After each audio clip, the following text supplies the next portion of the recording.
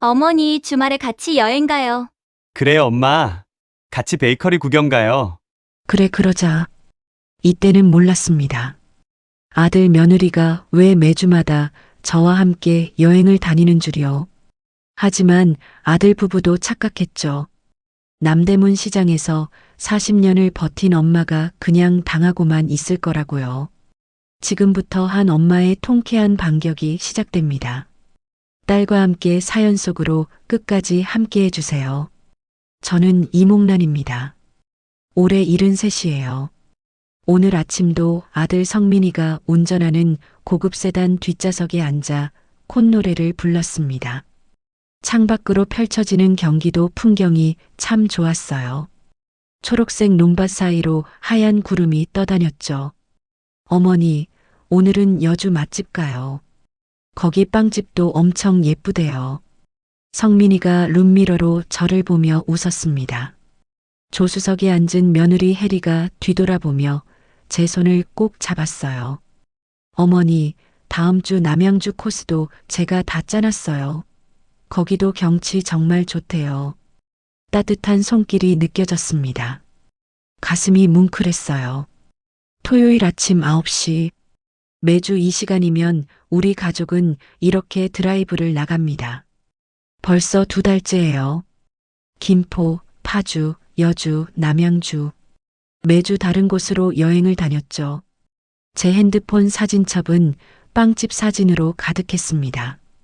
통유리 너머로 보이는 화려한 베이커리들, 예쁘게 진열된 빵들, 넓은 카페 공간. 어쩜 요즘 빵집들은 이렇게 크고 멋있는지 모르겠어요. 저는 사진을 찍어 남대문 시장 친구들 단톡방에 올렸습니다. 순식간에 댓글이 주르륵 달렸어요. 옥난이 자식 농사 대박 났네. 효자 아들, 효부 며느리가 어디 있냐? 부럽다 진짜. 우리 자식들은 명절에나 얼굴 보는데. 댓글을 보니 웃음이 나왔습니다. 저도 모르게 어깨가 으쓱해졌어요. 옥난아, 자랑 좀 그만해. 친구 순자가 웃는 이모티콘을 보냈습니다. 저는 재빨리 답장을 쳤어요. 자랑 아니야 기윽기윽 애들이 바쁜데 내가 집만 되는 거 아닌지 몰라. 겸손을 떨었지만 속으론 기분이 좋았습니다. 평생 시장 바닥에서 메리아스 팔며 살았는데 이런 대접 받을 줄 몰랐거든요. 차가 고속도로에 올랐습니다. 성민이가 라디오 볼륨을 줄이며 말했어요. 엄마, 편하게 계세요. 1시간 정도 걸려요. 그래, 천천히 가렴. 급할 거 없어. 저는 창밖을 보며 미소를 지었습니다. 하늘이 참 맑았어요. 구름 한 점 없이 파란 하늘이었죠. 문득 지난 일들이 떠올랐습니다. 성민이가 어렸을 때 일이었어요. 아니, 어렸을 때부터 20살 넘어서까지 속을 얼마나 썩였는지 몰라요. 공부는 담을 쌓고 지냈습니다. 중학교 때부터 친구들이랑 어울려 다니더니 고등학교 때는 아예 학교를 안 갔어요. 선생님한테 전화가 몇 번이나 왔는지 모릅니다. 어머님, 성민이가 또 결석했습니다. 어머님, 성민이 좀 단속해 주세요. 그때마다 저는 남대문 시장에서 메리아스 보따리를 내팽개치고 학교로 달려갔죠. 교무실에서 머리를 조아리고 선생님께 용서를 빌었습니다. 죄송합니다. 제가 잘못 키웠어요. 다시는 이런 일 없게 하겠습니다. 하지만 약속은 지켜지지 않았어요. 성민이는 19살에 경찰서 신세를 졌습니다. 친구들이랑 오토바이를 훔쳤다고 했어요. 밤 11시에 경찰서에서 전화가 왔죠. 보호자분이십니까? 성민 군이 여기 있는데요. 저는 그날도 시장에서 늦게까지 일하고 있었습니다. 전화를 받는 순간 다리에 힘이 풀렸어요. 보따리를 그 자리에 던져두고 경찰서로 달려갔습니다. 택시 안에서 눈물이 났어요. 하느님, 우리 아들 제발 사람 되게 해주세요. 중얼거리며 기도했습니다. 경찰서에 도착했을 때 성민이는 조사실에 앉아 있었어요. 고개를 푹 숙이고 있었죠. 옆에는 성민이 친구 둘이 더 있었습니다. 경찰관이 저를 보며 한숨을 쉬었어요. 어머님, 이번엔 선처하지만 다음엔 안 됩니다. 감사합니다. 정말 감사합니다. 저는 허리를 굽혀 인사했습니다. 집으로 돌아오는 길, 성민이는 한마디도 하지 않았어요. 저도 말이 안 나왔습니다. 집에 도착해서 성민이 방으로 들어갔죠. 저는 거실 소파에 주저앉아 한참을 울었습니다. 저놈이 사람 구실이나 할까? 그런 생각만 들었어요. 남편은 성민이가 5살 때 세상을 떠났습니다. 교통사고였어요. 갑자기 혼자가 됐죠. 어린 아들 하나 데리고 살아야 했습니다. 남대문 시장에서 메리아스를 팔기 시작했어요. 새벽 5시에 일어나 시장으로 갔습니다. 무거운 보따리를 이고 지며 하루 종일 팔았죠. 손님들한테 이거 질 좋아요. 값도 싸요 외치며 목이 쉬도록 장사했습니다. 저녁 8시가 넘어서야 집에 돌아왔어요. 그렇게 40년을 일했습니다. 메리아스 장사로 돈을 모았어요. 조금씩 모아서 부동산에 투자했습니다. 시장 친구들이 옥나나 그 돈으로 편하게 살지 왜 또 건물 사? 물었지만 저는 멈추지 않았어요. 성민이 뒷바라지 해야지. 나중에 장가갈 돈도 필요하고 그렇게 말하며 일했습니다. 밤에는 시장 바닥에서 번 돈을 세며 장부를 정리했어요. 숫자에는 밝았습니다. 계산기 없이도 머릿속으로 금방 계산했죠. 어느덧 70억 자산가가 됐습니다. 남대문 시장 메리아스 할머니에서 건물 몇 채 가진 부자가 된 거예요. 하지만 행복하진 않았습니다. 아들이 걱정이었거든요. 성민이는 25살까지 백수로 지냈어요. 일을 해도 오래 못 갔습니다. 한 달 다니다 그만두고 2달 다니다 또 그만뒀죠. 엄마, 나 그 회사 안 맞아. 사장이 너무 깐깐해. 엄마, 일이 너무 힘들어. 못하겠어. 핑계만 늘어놓았습니다. 저는 그때마다 한숨만 쉬었어요. 성민아, 그래도 일은 해야지. 돈은 어떻게 벌려고? 엄마가 돈 많잖아. 나는 그냥 놀래. 그 말을 듣는 순간 가슴이 무너졌습니다. 제가 평생 고생해서 번 돈이 아들한테는 그저 놀고 먹을 미천이었던 거예요. 밤마다 베개를 적시며 울었습니다. 하느님, 제가 뭘 잘못했나요? 왜 우리 아들은 이 모양인가요? 하지만 기적이 일어났습니다. 성민이가 30살에 혜리를 만났어요. 예쁘고 똑똑한 여자였습니다. 대학도 나왔고 회사도 다니고 있었죠. 성민이가 혜리를 데리고 집에 왔을 때 저는 깜짝 놀랐어요. 엄마, 소개할 사람 있어요. 제 여자친구 혜리예요. 안녕하세요, 어머님. 박혜리라고 합니다. 혜리가 공손하게 인사했습니다. 저는 얼떨떨하게 악수를 받았어요. 어머, 그래요. 반가워요. 그날 저녁 혜리는 음식을 맛있게 먹으며 제 말에 잘 맞장구 쳐줬습니다. 어머님, 음식 정말 맛있어요. 성민 오빠가 어머님 자랑 많이 했어요. 기분이 좋았습니다. 성민이와 혜리는 1년 만에 결혼했어요. 저는 결혼식 날 울었습니다. 기쁨의 눈물이었죠.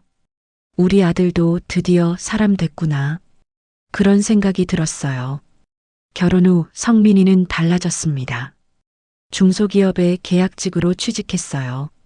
월급은 많지 않았지만 성실하게 출근했습니다.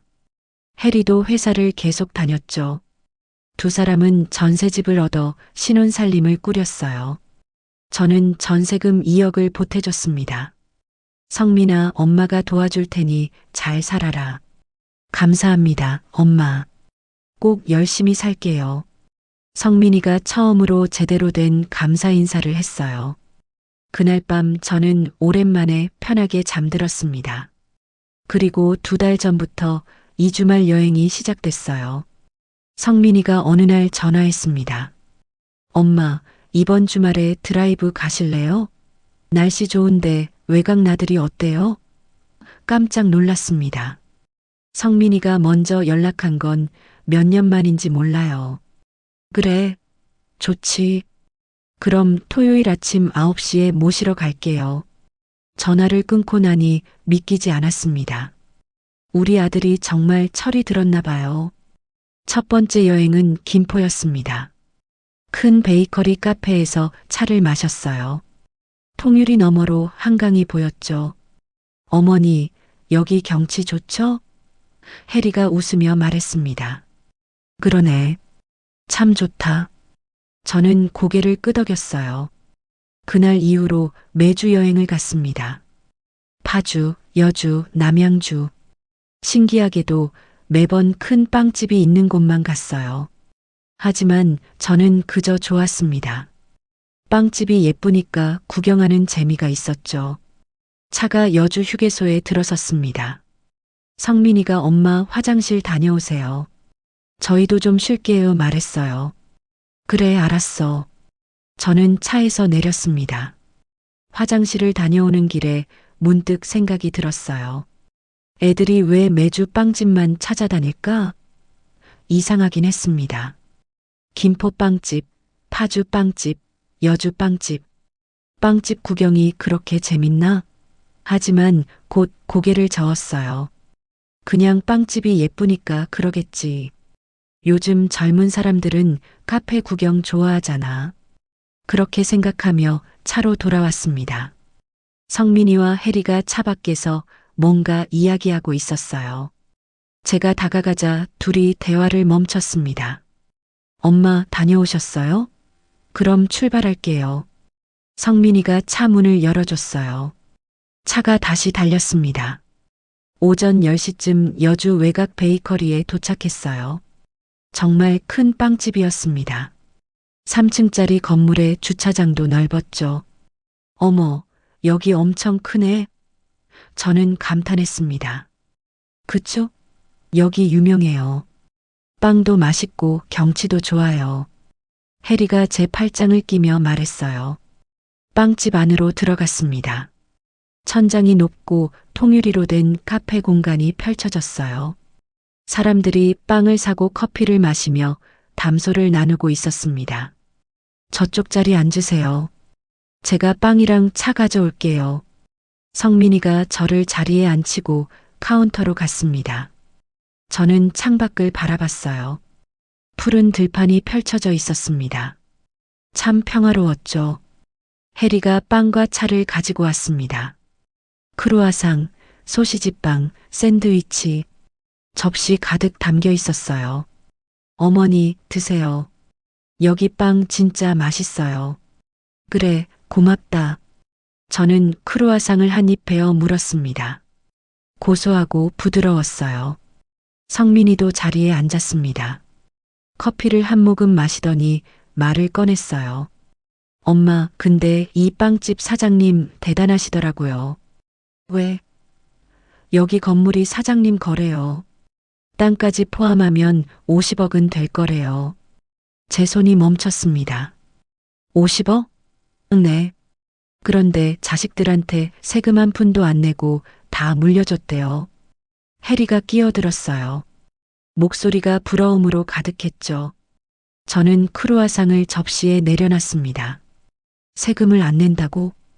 네, 어머니. 법인으로 만들어서 자식들한테 주식으로 넘기면 세금이 확 줄어든대요. 성민이가 설명했습니다. 하지만 무슨 말인지 잘 이해가 안 됐어요. 법인? 그게 뭔데? 회사요, 엄마. 빵집을 회사로 만드는 거예요. 그럼 나중에 상속세를 엄청 아낄 수 있대요. 저는 고개를 갸웃거렸습니다.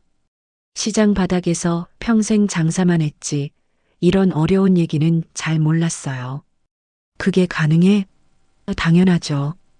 요즘 부자들은 다 그렇게 한대요. 엄마, 우리처럼 성실하게 번 사람들만 나중에 나라한테 세금으로 반 이상 다 뺏기는 거래요. 성민이 목소리에 억울함이 묻어났습니다. 70억이면 나중에 나라에서 30억은 가져간다는데. 해리가 조심스럽게 말했어요. 저는 깜짝 놀라 두 사람을 번갈아 봤습니다. 30억? 네, 어머니. 상속세가 그렇게 많이 나온대요. 가슴이 철렁 내려앉았습니다. 제가 40년 동안 메리아스 팔아번 돈. 새벽부터 밤까지 먼지 마시고 무거운 보따리 이고 다니며 모은 돈. 그 돈의 절반이 나라로 간다고요? 진짜야? 그렇게 많이 내야 해? 제 목소리가 떨렸습니다. 네, 엄마. 그래서 요즘 부자들은 미리미리 준비한대요. 세금 안 낼 방법을 찾는 거죠. 성민이가 고개를 끄덕였어요. 저는 더 이상 빵이 넘어가지 않았습니다. 커피도 쓰게만 느껴졌어요. 30억을 나라한테 내야 한다고? 머릿속이 복잡해졌습니다. 성민이와 혜리는 계속 빵을 먹으며 이야기했지만 귀에 들어오지 않았어요. 창밖 풍경도 더 이상 아름답게 보이지 않았습니다. 그날 오후 집으로 돌아왔습니다. 성민이가 엄마 다음 주도 같이 가요. 남양주 쪽 괜찮은 데 있어요. 말했지만 저는 대충 대답했어요. 그래, 알았어. 차에서 내려 집으로 들어갔습니다. 거실 소파에 주저앉았어요. 30억이라는 숫자가 머릿속을 떠나지 않았습니다. 그날 밤 저는 잠을 이루지 못했습니다. 침대에 누워 천장만 바라봤어요. 30억? 그 돈이면 뭘 할 수 있을까? 건물 하나를 더 살 수 있고 성민이한테 더 보태줄 수도 있죠. 하지만 그게 다 나라로 간다니. 한숨이 절로 나왔습니다. 새벽 3시가 넘어서야 겨우 잠들었어요. 월요일 아침 남대문 시장으로 갔습니다. 예전만큼 자주는 안 나가지만 가끔 시장 친구들 얼굴 보러 나가곤 했어요. 옥란아. 순자가 손을 흔들었습니다. 순자야.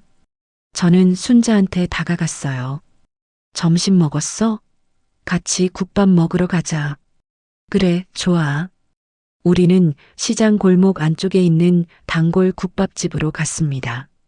낡은 테이블에 앉아 국밥을 시켰어요. 옥란아, 요즘 아들이 왜 그렇게 자주 데리고 다녀?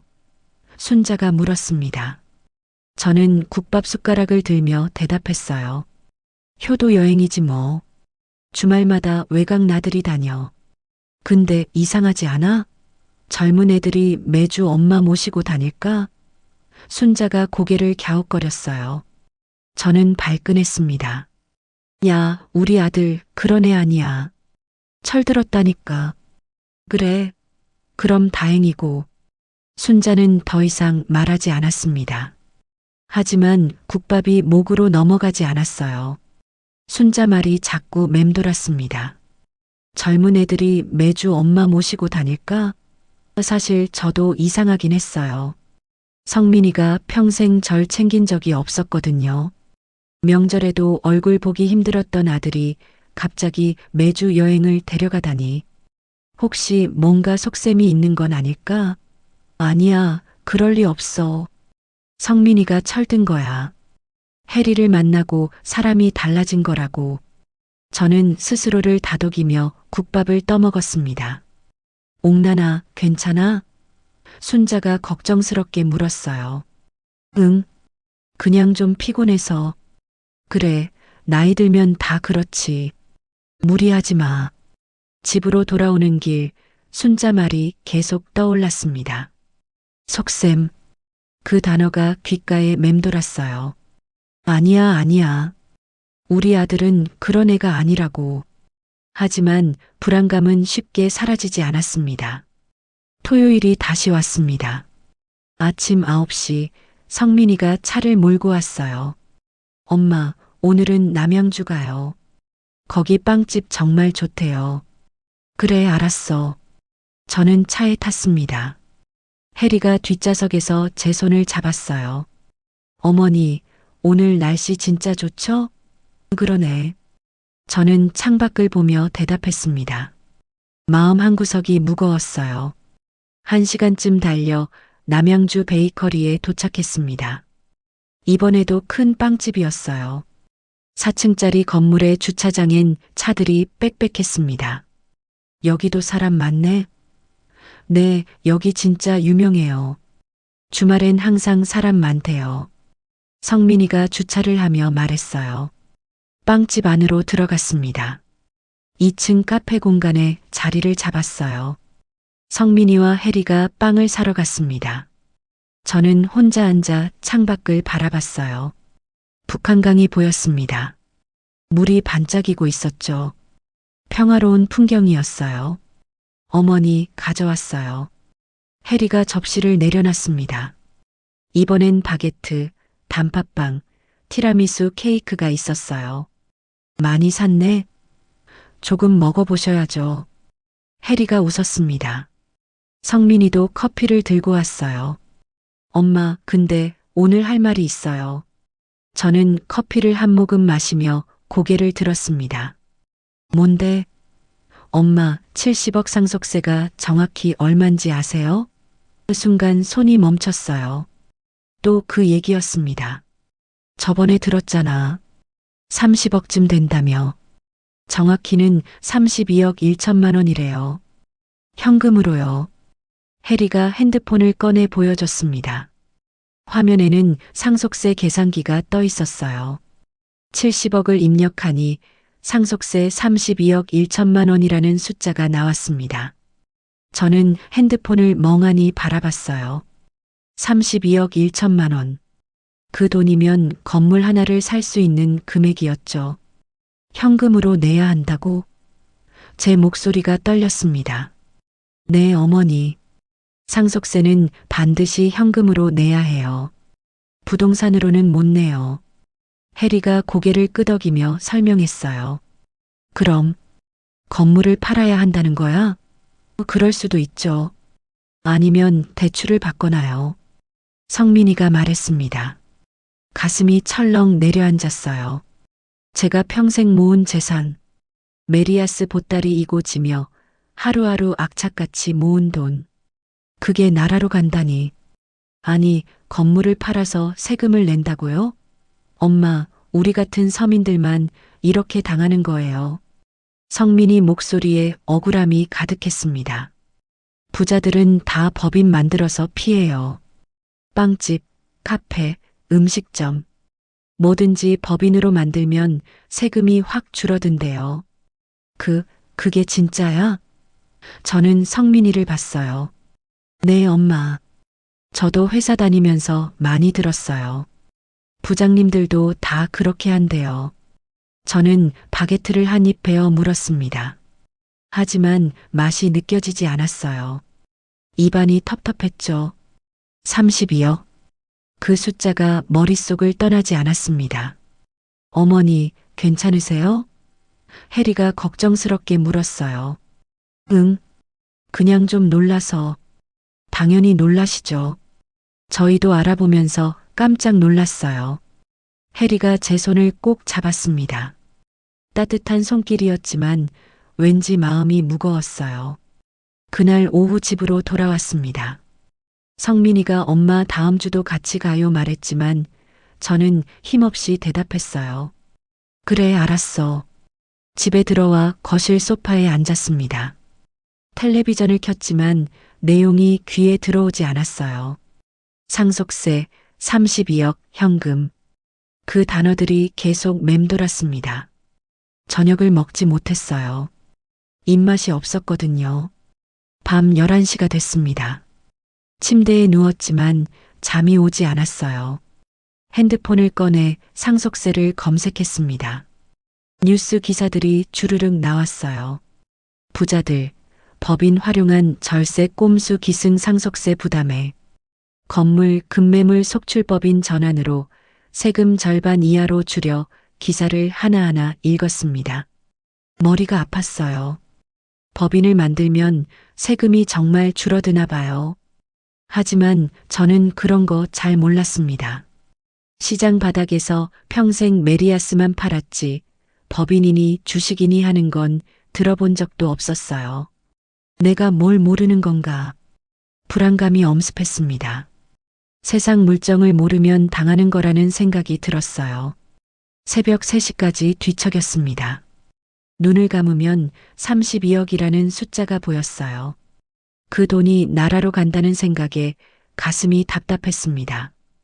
겨우 잠들었지만 새벽 6시에 눈이 떠졌어요. 잠을 설친 탓에 머리가 무거웠습니다. 일주일이 지났습니다. 또 토요일이 왔어요. 이번엔 파주로 간다고 했습니다. 엄마, 오늘 파주 가요. 거기 빵집 정말 예쁘대요. 그래. 저는 힘없이 대답했어요. 차에 탔습니다. 혜리가 어머니, 요즘 안색이 안 좋으신데 괜찮으세요? 물었어요. 응. 그냥 좀 피곤해서. 무리하지 마세요. 오늘은 편하게 구경만 하고 올게요. 차가 달렸습니다. 1시간쯤 지나 파주 베이커리에 도착했어요. 이번에도 큰 빵집이었습니다. 통유리로 된 건물이 햇빛에 반짝였어요. 빵집 안으로 들어갔습니다. 3층 카페 공간에 자리를 잡았어요. 사람들이 많았습니다. 가족 단위로 온 손님들이 빵을 먹으며 즐거워하고 있었죠. 성민이와 혜리가 빵을 사러 갔습니다. 저는 혼자 앉아 주위를 둘러봤어요. 빵집 한쪽 벽에 사진이 걸려 있었습니다. 사장님 가족 사진이었어요. 중년 부부와 아들 둘이 웃고 있었죠. 사진 밑에 문구가 쓰여 있었어요. 3대가 함께하는 행복한 베이커리. 저는 그 문구를 멍하니 바라봤습니다. 어머니 가져왔어요. 혜리가 돌아왔습니다. 이번엔 식빵, 소보로빵, 치즈케이크가 있었어요. 성민이도 커피를 들고 왔습니다. 엄마, 오늘은 사장님 직접 만나봤어요. 사장님? 네. 저기 계신 분이에요. 성민이가 카운터 쪽을 가리켰어요. 50대쯤 되어 보이는 남자가 직원들과 이야기하고 있었습니다. 근데 사장님한테 물어봤는데 여기 법인으로 하셨대요. 성민이가 말했어요. 제 손이 멈췄습니다. 또 그 얘기였어요. 사장님이 직접 말씀하셨어요. 건물값이 50억인데 세금은 3억만 냈대요. 혜리가 끼어들었습니다. 50억에 3억? 저는 깜짝 놀라 물었어요. 네, 어머니. 법인으로 하면 자식들한테 주식으로 넘기는 거라 세율이 확 낮아진대요. 주식으로 넘긴다고? 네. 건물을 법인 재산으로 만들어서 주식을 자식들한테 조금씩 넘겨주는 거래요.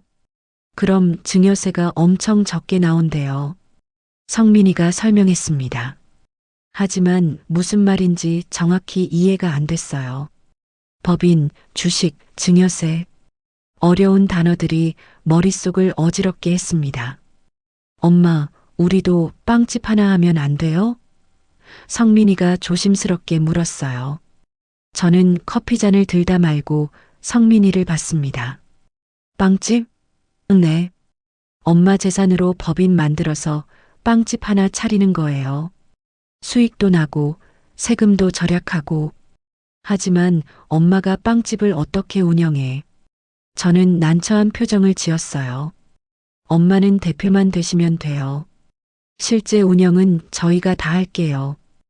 혜리가 빠르게 대답했습니다. 우리가 매주 여행 다닌 게 다 이유가 있어요, 어머니. 혜리가 제 손을 꼭 잡았어요. 좋은 자리 알아보려고 여기저기 다닌 거예요. 엄마 세금 걱정에 저희도 잠을 못 잤어요. 성민이 목소리가 떨렸습니다. 저는 두 사람을 번갈아 봤어요. 진심으로 보였습니다. 걱정하는 표정이 역력했죠. 애들이 날 위해서. 가슴이 뭉클했습니다. 하지만 한편으론 불안했어요. 빵집을 운영한다는 게 쉬운 일일까? 제가 할 수 있을까? 엄마, 생각해 보세요. 70억을 그냥 두면 32억을 나라한테 내야 해요. 하지만 법인 만들면 3억만 내면 돼요. 29억을 아끼는 거예요. 성민이가 계산기를 두드리며 보여줬습니다. 29억. 그 숫자가 눈에 들어왔어요. 엄청난 돈이었습니다. 아낄 수 있다면, 그래, 아껴야겠죠. 제가 평생 고생해서 번 돈인데, 엄마, 오늘 당장 결정 안 하셔도 돼요.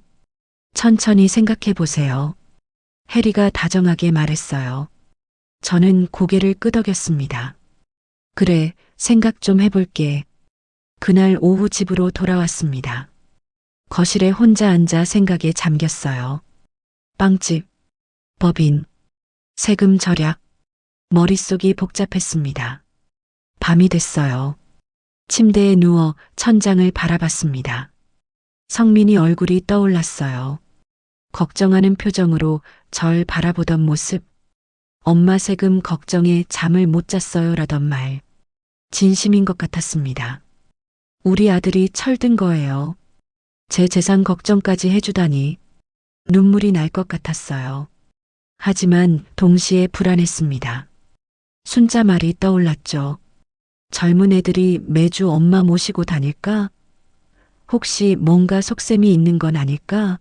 아니야, 그럴 리 없어. 성민이가 변한 거야. 진심으로 날 위하는 거라고. 저는 스스로를 다독이며 눈을 감았습니다. 하지만 잠은 쉽게 오지 않았어요. 새벽까지 뒤척이다 겨우 잠들었습니다. 일주일이 지났습니다. 목요일 오후였어요. 성민이한테서 전화가 왔습니다. 엄마, 오늘 시간 되세요? 응. 왜? 좋은 구경 시켜드릴게요. 제가 모시러 갈게요. 갑자기? 네. 엄마 위해서 준비한 게 있어요. 전화를 끊고 나니 궁금했어요. 무슨 구경을 시켜준다는 걸까? 1시간 후 성민이가 왔습니다. 차를 타고 강남 쪽으로 향했어요. 어디 가는 거야? 조금만 기다리세요, 엄마. 성민이가 웃으며 말했습니다. 30분쯤 달려 고층 빌딩 앞에 도착했어요. 여기가 어디냐? 저는 빌딩을 올려다봤습니다. 유리로 된 깔끔한 건물이었어요. 들어가 보시면 알아요. 성민이가 저를 이끌었습니다. 엘리베이터를 타고 12층으로 올라갔어요. 문이 열리자 땡땡 세무법인이라는 간판이 보였습니다. 세무사 사무실? 저는 깜짝 놀라 성민이를 봤어요. 네, 엄마. 전문가 상담 받아보는 게 좋을 것 같아서요. 하지만 괜찮아요. 엄마 재산 지키려면 제대로 알아야죠. 성민이가 문을 열고 들어갔습니다. 저도 따라 들어갔어요. 넓은 사무실이었습니다. 깔끔한 책상과 서류 캐비닛이 보였죠. 어서 오세요. 성민 씨 어머니시죠? 40대쯤 되어 보이는 남자가 나왔습니다. 정장을 말끔하게 차려입고 있었어요. 안녕하세요. 저는 어색하게 인사했습니다. 이쪽으로 앉으세요.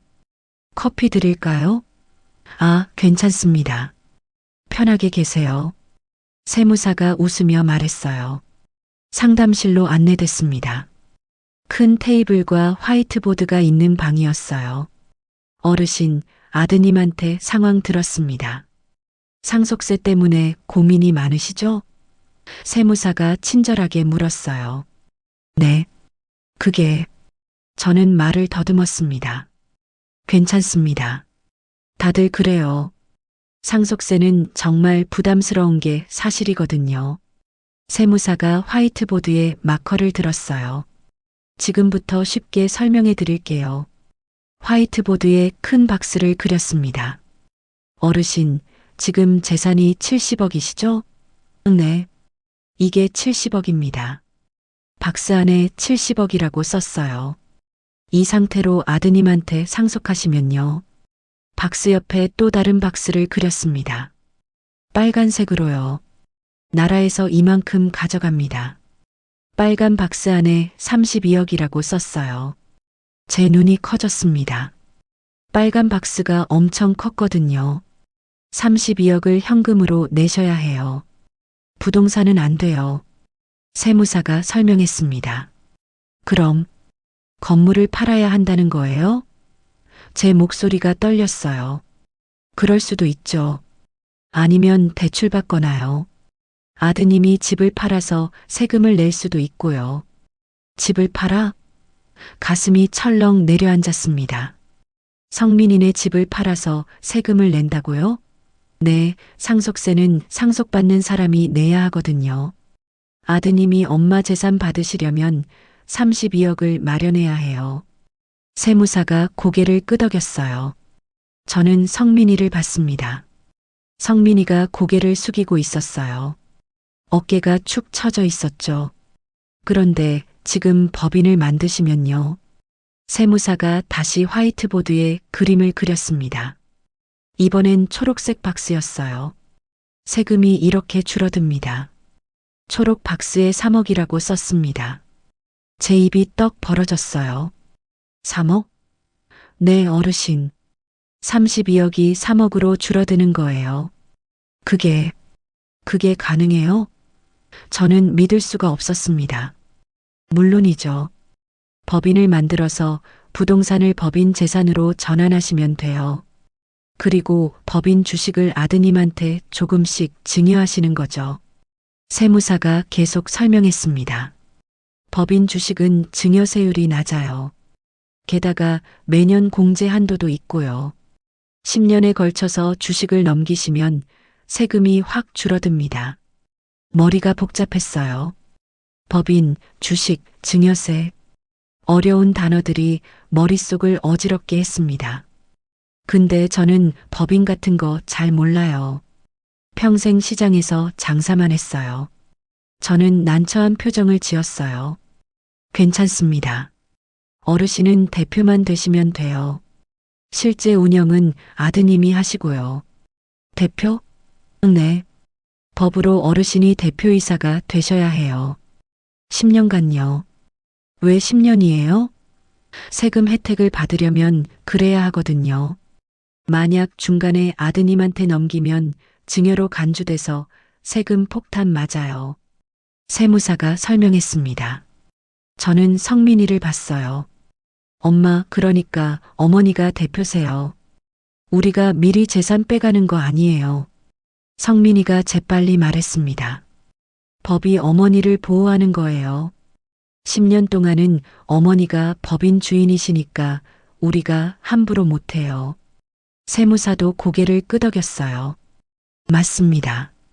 법정 대표이사는 어르신이시니까 모든 권한이 어르신한테 있어요. 아드님은 그냥 실무만 보시는 거죠. 저는 조금 안심이 됐습니다. 그래, 대표가 나라면 괜찮겠지. 근데 빵집은 왜 해요? 건물만 법인으로 만들면 안 돼요? 물론 가능해요. 하지만 빵집을 하시면 수익도 나니까 일석이조죠. 법인 운영하려면 어차피 사업을 해야 하거든요. 세무사가 설명했어요. 숫자로 보여드릴게요. 세무사가 계산기를 두드렸습니다. 종이에 적어서 보여줬어요.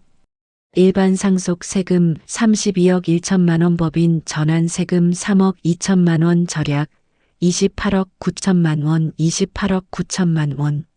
제 눈이 그 숫자에 꽂혔습니다. 그 돈이면 뭘 할 수 있을까? 성민이한테 다 줄 수 있는 돈이었어요. 어르신, 결정하세요. 29억을 나라한테 줄 건지 아드님한테 줄 건지. 세무사가 조용히 말했어요. 저는 종이를 멍하니 바라봤습니다. 29억. 제가 40년 동안 메리아스 팔아번 돈. 새벽부터 밤까지 무거운 보따리 이고 지며 모은 돈. 그 돈을 나라한테 줘야 한다고요? 아니면 성민이한테 줄 수 있다고요? 답은 정해져 있었습니다. 시간 드릴게요.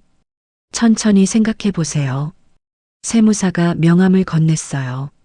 저는 명함을 받아들었습니다. 손이 떨렸어요. 상담을 마치고 밖으로 나왔습니다.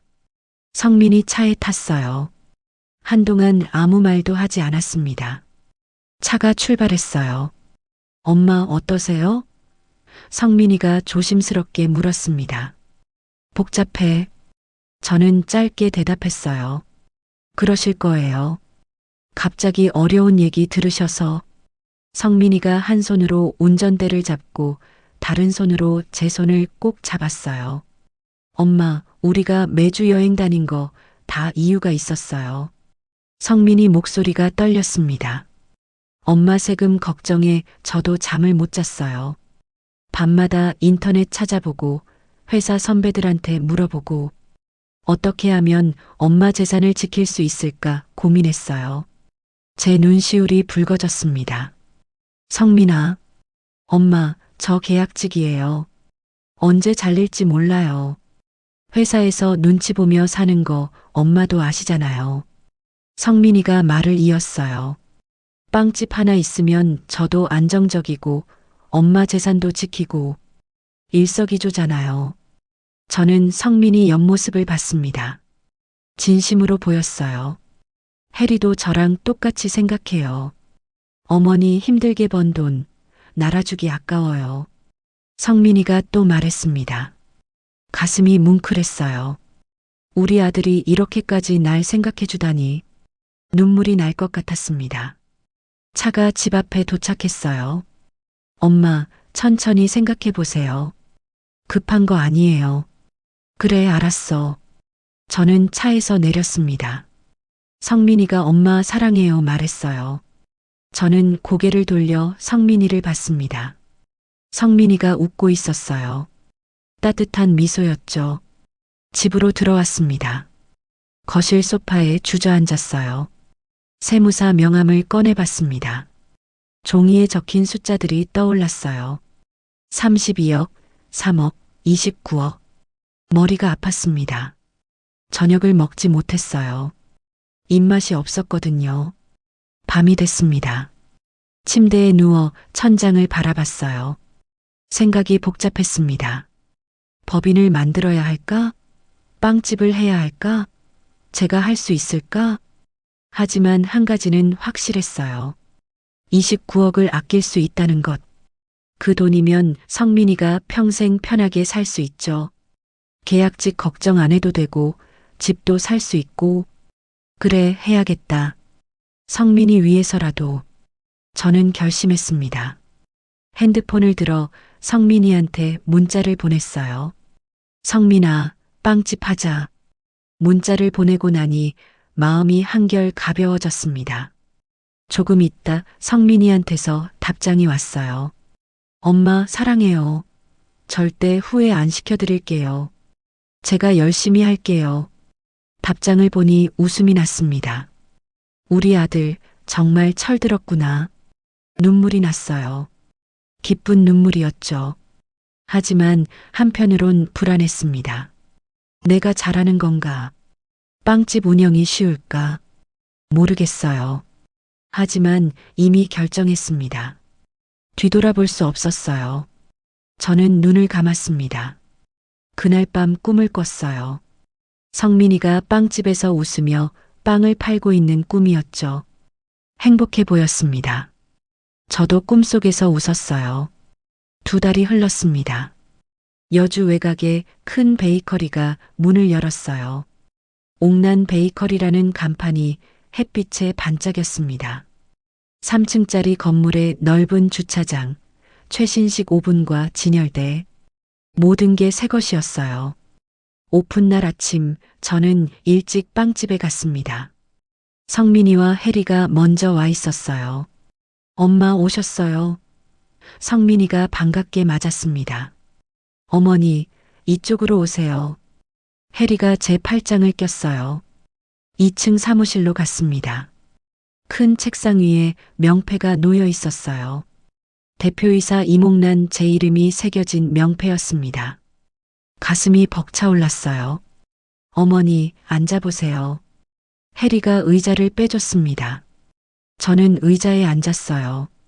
큰 책상, 컴퓨터, 서류 캐비닛. 정말 사장 사무실 같았습니다. 엄마, 기분 어때요? 좋다. 저는 명패를 만지며 말했어요. 73년 인생에 이런 날이 올 줄 몰랐습니다.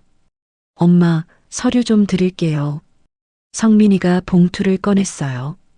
법인 등기부등본, 사업자 등록증, 여러 서류가 들어 있었습니다. 이게 뭐야? 법인 서류예요. 어머니가 대표이사시니까 보관하고 계세요. 그래, 알았어. 저는 서류를 받았습니다. 복잡한 한자와 숫자들이 빽빽했어요. 잘 이해는 안 됐지만 중요한 서류인 건 알 수 있었죠. 엄마, 그리고 법인 인감은 저희가 맡을게요. 성민이가 작은 상자를 꺼냈습니다. 인감? 네. 법인 도장이에요. 중요한 서류에 찍는 거예요. 상자를 열어보니 빨간 도장이 들어 있었어요. 옥란 베이커리라고 새겨져 있었습니다. 이걸 너희가 보관해? 네. 저희가 서류 처리할 때 자주 필요하거든요. 엄마한테 맡기면 불편하실 것 같아서. 성민이가 난처한 표정을 지었어요. 그럼 너희가 가지고 있어. 필요할 때 쓰고. 저는 흔쾌히 인감을 건넸습니다. 감사합니다, 엄마. 잘 보관할게요. 성민이가 인감을 받아 서랍에 넣었어요. 오전 10시 오픈식이 시작됐습니다. 친척들과 시장 친구들이 다 왔어요. 옥란아, 대박 났네. 빵집 대표라니 멋있어. 친구들이 축하해줬습니다. 저는 싱글벙글 웃으며 인사했어요. 고맙다. 다들 와줘서. 화환이 주르륵 늘어서 있었습니다. 사진도 많이 찍었어요. 성민이, 혜리와 함께 찍은 가족 사진, 명패 앞에서 찍은 사진, 다 좋은 추억이 될 거예요. 오후가 되자 손님들이 몰려왔습니다. 빵집은 순식간에 사람들로 가득 찼어요. 젊은 직원들이 분주하게 움직였습니다. 성민이도 카운터에서 계산을 도왔어요. 열심히 일하는 모습이 대견했습니다. 저는 2층 사무실 창문으로 아래를 내려다봤어요. 손님들이 빵을 사고 카페에 앉아 이야기를 나누는 모습. 활기찬 분위기였죠. 내 아들이 사람 됐네. 정말 열심히 하는구나. 뿌듯했습니다. 그날 저녁 집으로 돌아왔어요. 침대에 누워 하루를 돌이켜봤습니다. 행복한 하루였어요. 성민이가 문자를 보냈습니다. 엄마, 오늘 매출 300만 원 나왔어요. 대박이에요. 저는 웃으며 답장했어요. 그래, 수고했다. 그날 밤 저는 편하게 잠들었습니다. 일주일이 지났습니다. 저는 매일 빵집에 나갔어요. 직원들한테 인사도 하고 손님들 맞이도 했습니다. 사장 노릇을 하는 게 신기했어요. 하지만 어느 날부터 분위기가 달라졌습니다. 월요일 아침이었어요. 빵집에 가려고 준비하는데 성민이한테서 전화가 왔습니다. 엄마, 오늘은 집에서 쉬세요. 왜? 엄마가 가서 도와줘야지. 아니에요. 젊은 직원들이 많아서 기 빨려요. 어머니 건강 생각하면 집에서 쉬시는 게 나아요. 하지만 엄마, 저희가 다 알아서 할게요. 걱정 마세요. 성민이 목소리가 단호했어요. 저는 어쩔 수 없이 전화를 끊었습니다. 찝찝했어요. 기가 빨린다니 무슨 소리야? 나는 그냥 구경만 하는데. 하지만 아들이 그렇게 말하니 할 말이 없었어요. 화요일에도 같은 전화가 왔습니다. 엄마, 오늘도 쉬세요. 저희가 다 보고 드릴게요. 알았어. 저는 힘없이 대답했어요. 수요일, 목요일, 금요일. 매일 같은 말을 들었습니다. 집에서 쉬라고요. 일주일 내내 빵집에 가지 못했어요. 답답했습니다. 내가 대표인데 왜 빵집에 못 가는 거지? 토요일 아침 저는 혼자 택시를 타고 빵집으로 갔습니다. 여주까지 1시간이 걸렸어요. 택시비도 8만 원이 나왔습니다. 비쌌지만 어쩔 수 없었죠. 빵집에 도착했어요. 주차장엔 차들이 가득했습니다. 장사가 잘 되나 봐요. 안으로 들어갔어요. 손님들이 북적거렸습니다. 성민이가 카운터에 있었어요. 저를 보더니 깜짝 놀란 표정을 지었습니다. 엄마, 어떻게 오셨어요? 성민이가 급하게 다가왔어요. 택시 타고 왔어. 궁금해서 전화하시지 그러셨어요. 제가 모시러 갔을 텐데. 괜찮아. 나 혼자 올 수 있어. 저는 주위를 둘러봤습니다. 직원들이 바쁘게 움직이고 있었어요. 해리도 안쪽에서 뭔가 지시하고 있었죠. 엄마, 어쨌든 오셨으니 저쪽 사무실에서 쉬세요. 손님 많아서 복잡해요. 성민이가 제 팔을 잡고 2층으로 올라갔습니다. 나도 좀 도와줄게. 아니에요, 엄마. 괜찮아요. 사무실 문을 열어줬어요. 여기서 쉬세요. 제가 차 갖다 드릴게요. 문이 닫혔습니다. 저는 사무실에 혼자 남겨졌어요. 창문으로 아래를 내려다봤습니다. 성민이가 카운터로 돌아가 일하고 있었어요. 해리도 손님들 응대하고 있었죠. 저는 의자에 앉았습니다. 왠지 모르게 서운했어요. 내가 방해되는 건가? 오후가 됐습니다. 성민이가 사무실로 올라왔어요.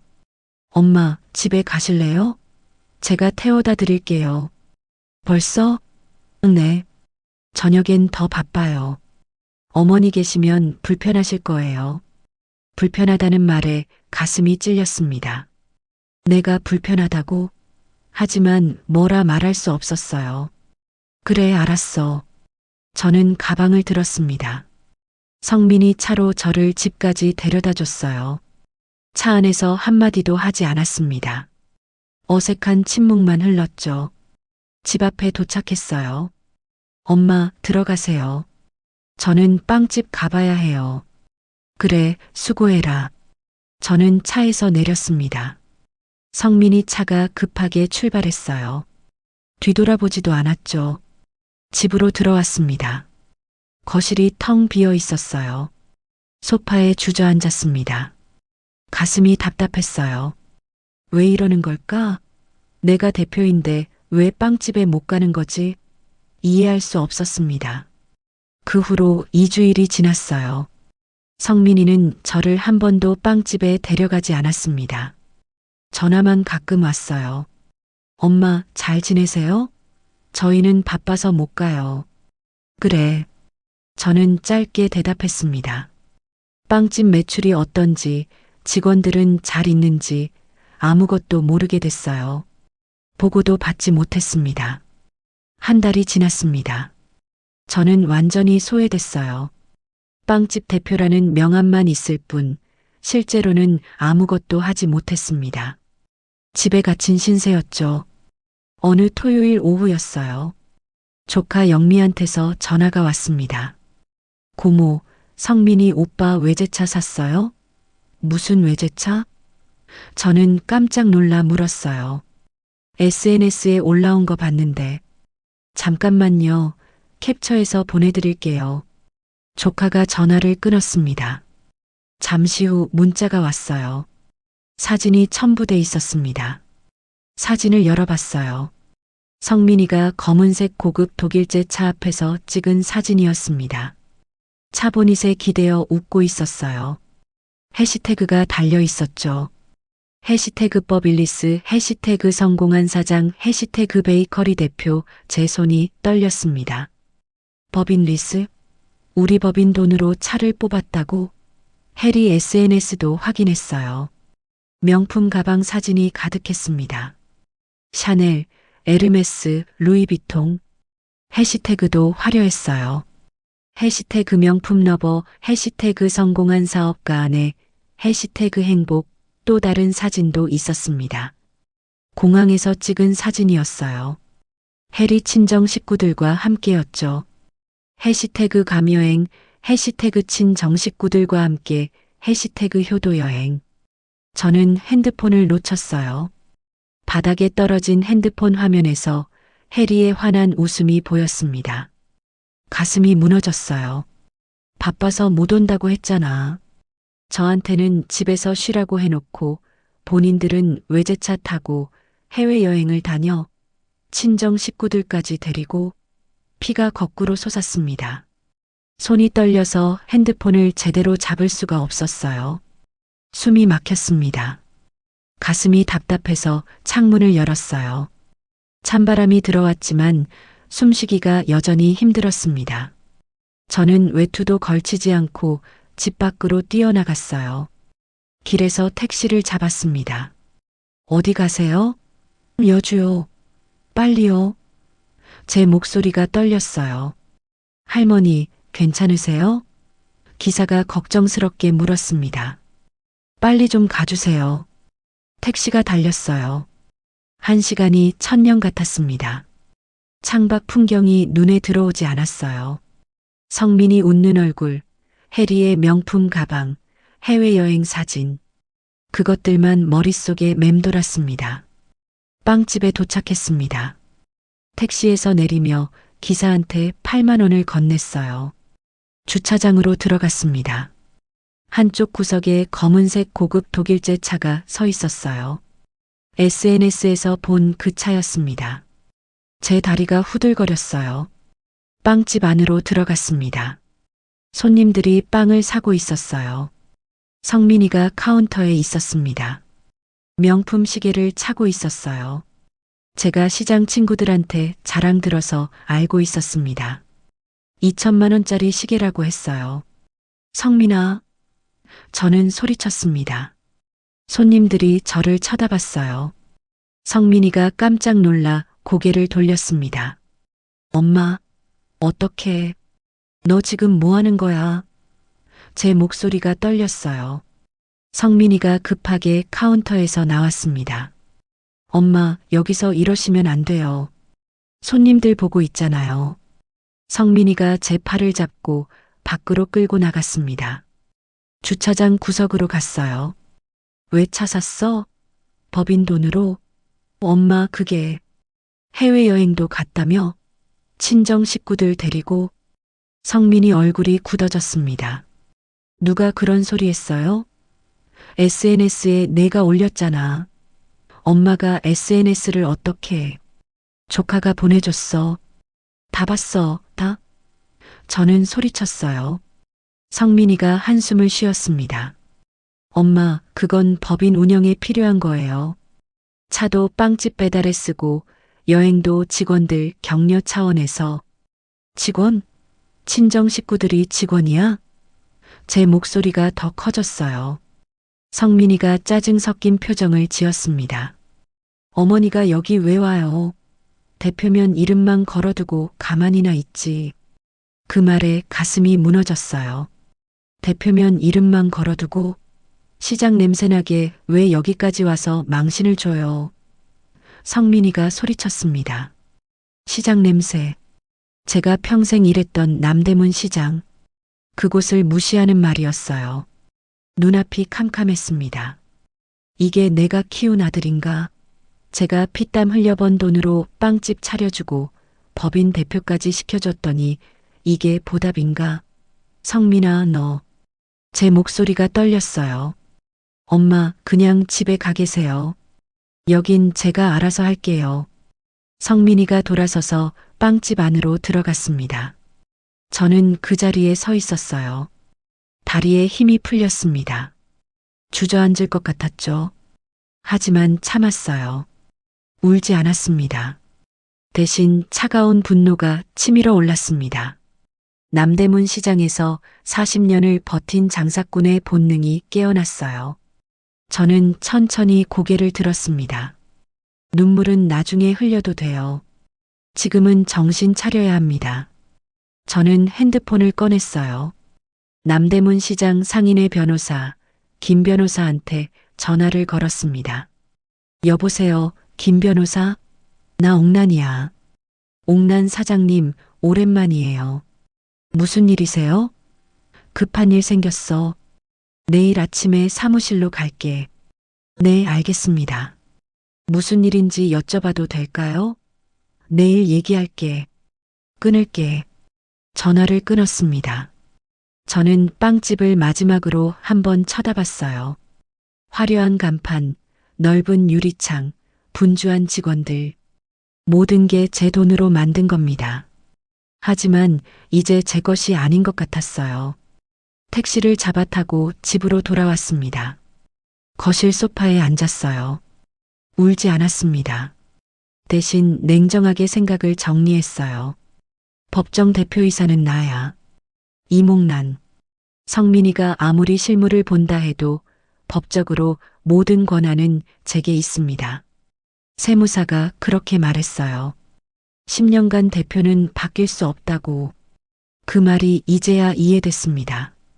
법이 저를 보호하는 거였어요. 저는 미소를 지었습니다. 쓴웃음이었죠. 성민아, 내가 엄마를 너무 쉽게 봤구나. 다음 날 아침 일찍 일어났습니다. 단정하게 옷을 차려입고 김 변호사 사무실로 갔어요. 옥란 사장님, 어서 오세요. 김 변호사가 반갑게 맞았습니다. 앉으세요. 커피 드릴까요? 괜찮아요. 바로 얘기하자고. 저는 의자에 앉았어요. 김 변호사도 맞은편에 앉았습니다. 무슨 일이세요? 아들이 날 속였어. 저는 차분하게 말했어요. 감정을 드러내지 않았습니다. 그리고 지난 2달 동안 있었던 일들을 설명했어요. 법인 설립, 빵집 오픈, 성민이가 저를 격리시킨 일, SNS에서 본 사진들, 어제 빵집에서 당한 모욕까지. 김 변호사는 묵묵히 들었습니다. 이야기를 마치자 김 변호사가 피식 웃었어요. 사장님, 법이 당신 편이에요. 정말? 네. 법정 대표이사는 사장님이시잖아요. 모든 권한이 사장님한테 있어요. 김 변호사가 설명을 시작했습니다. 지금 당장 할 수 있는 게 3가지예요. 첫째, 법인 인감 변경. 둘째, 법인 계좌 동결. 셋째, 횡령 고소. 제 눈이 빛났어요. 다 할 수 있어? 물론이죠. 사장님이 대표니까요. 그럼 바로 하자. 저는 단호하게 말했습니다. 알겠습니다. 지금 바로 법원 가시죠. 김 변호사가 일어났어요. 우리는 함께 법원으로 갔습니다. 법원 민원실에 도착했어요. 김 변호사가 서류를 꺼냈습니다. 법인 인감 개각 변경 신고서예요. 여기 서명하세요. 저는 서명했어요. 손이 떨리지 않았습니다. 오히려 마음이 시원했죠. 서류를 제출했습니다. 담당 공무원이 확인하더니 고개를 끄덕였어요. 신고 접수됐습니다. 새 인감은 내일 발급됩니다. 감사합니다. 법원을 나왔습니다. 김 변호사가 말했어요. 이제 은행 가시죠. 은행에 도착했습니다. 법인 계좌가 있는 곳이었어요. 창구 직원한테 말했습니다. 법인 대표이사 이몽란입니다. 계좌 전부 동결해 주세요. 동결이요? 사유가 어떻게 되시나요? 횡령 의심입니다. 법적 절차 진행 중이에요. 김 변호사가 명함을 건넸어요. 직원이 서류를 확인하더니 컴퓨터를 두드렸습니다. 계좌 동결 완료됐습니다. 법인 카드도 정지할까요? 네, 전부요. 저는 단호하게 말했어요. 은행을 나왔습니다. 김 변호사가 웃었어요. 이제 아드님이 법인 돈 한 푼도 못 써요. 고맙네, 김 변호사. 제 일이죠, 뭘. 그런데 사장님, 횡령 고소도 하실 거예요? 당연하지. 증거 다 있잖아. 저는 핸드폰을 꺼내 SNS 캡처 사진들을 보여줬어요. 고급 독일제 차, 명품 가방, 해외여행. 이거면 충분해요. 법인 재산을 사적으로 유용한 거니까 횡령죄 성립합니다. 그럼 고소장 써줘. 알겠습니다. 주말이 됐습니다. 성민이 가족이 또 해외여행을 가려 한다는 소식을 조카한테서 들었어요. 이번엔 오키나와래요. 친정 식구들 5명이랑 함께요. 저는 웃었습니다. 가보려무나. 인천공항에서 뭘 당할지 궁금하더라고요. 토요일 오후 조카한테서 전화가 왔습니다. 고모, 성민이 오빠 공항에서 난리 났대요. 왜? 법인 카드가 다 막혔대요. 결제가 안 된다고 창피당했대요. 저는 피식 웃었어요. 그래, 그럼 어쩌지? 지금 엄청 화나서 고모한테 전화하려나 봐요. 그래, 알았어. 전화를 끊었습니다. 잠시 후 성민이한테서 전화가 왔어요. 엄마, 지금 뭐 하신 거예요? 소리가 귀청이 떨어질 듯 했습니다. 왜? 무슨 일인데? 저는 태연하게 물었어요. 법인 카드가 다 막혔어요. 계좌도 동결됐고요.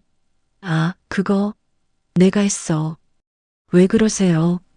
왜긴. 내가 법인 돈 횡령해서 그렇지.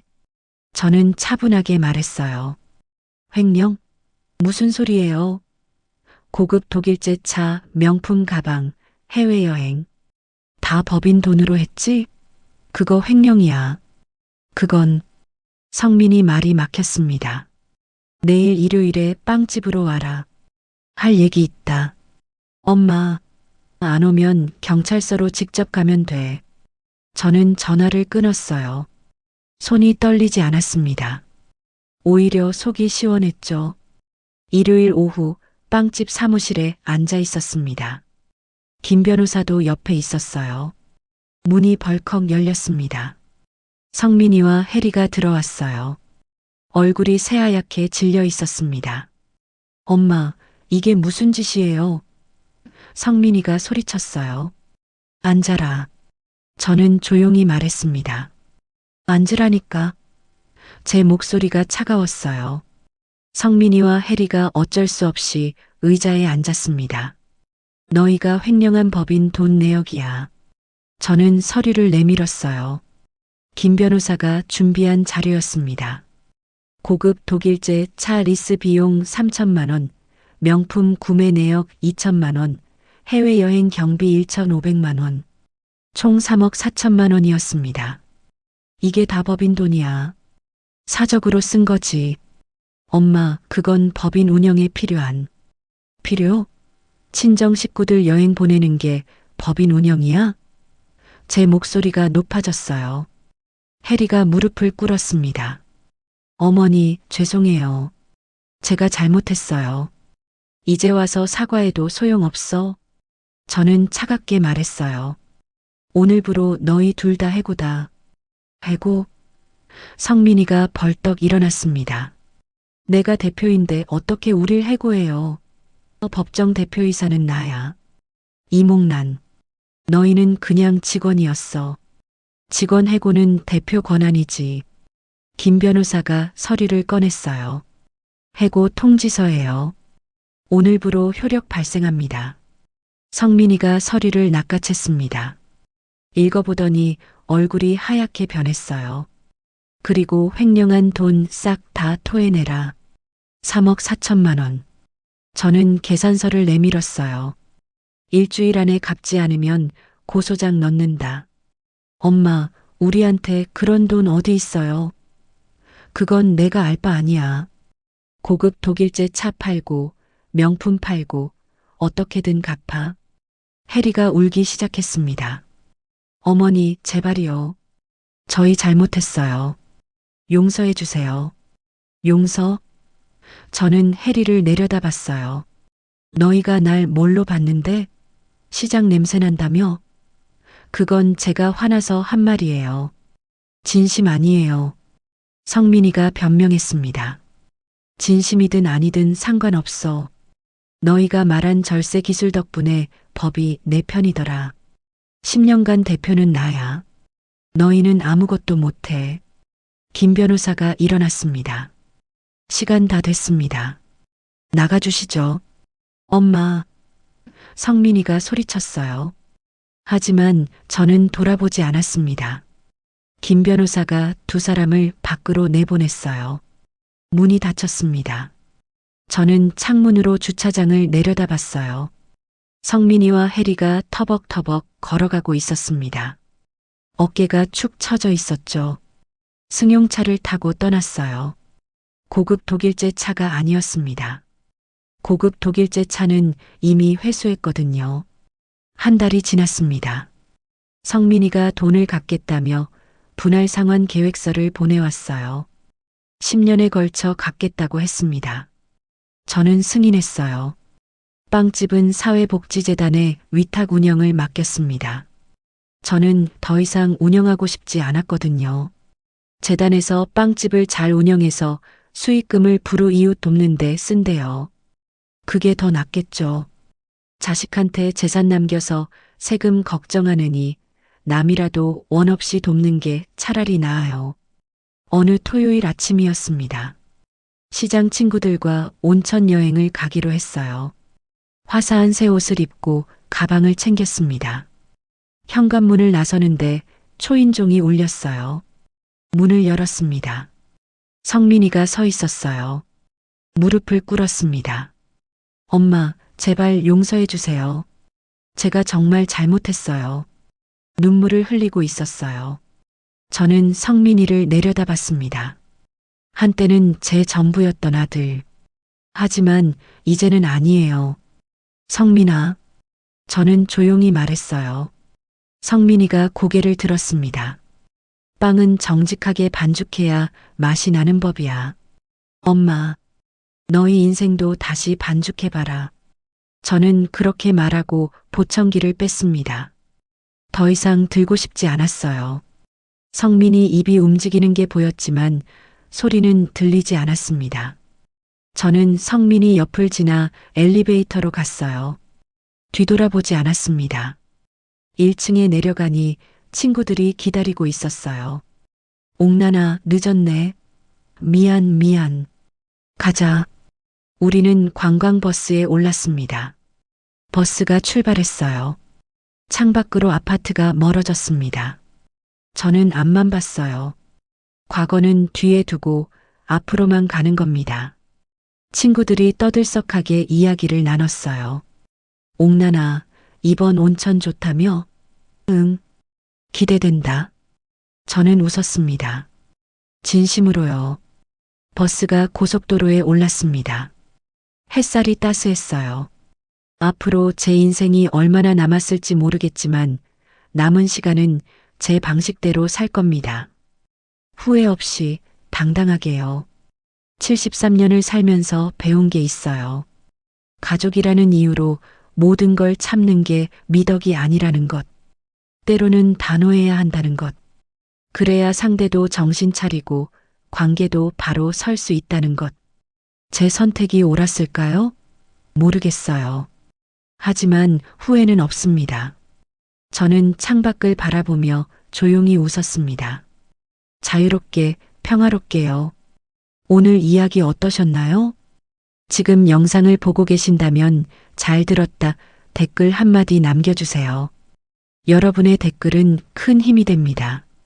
구독, 좋아요도 부탁드려요. 딸과 함께 사연 속으로 함께 해주셔서 감사합니다. 건강하시고 행복하세요.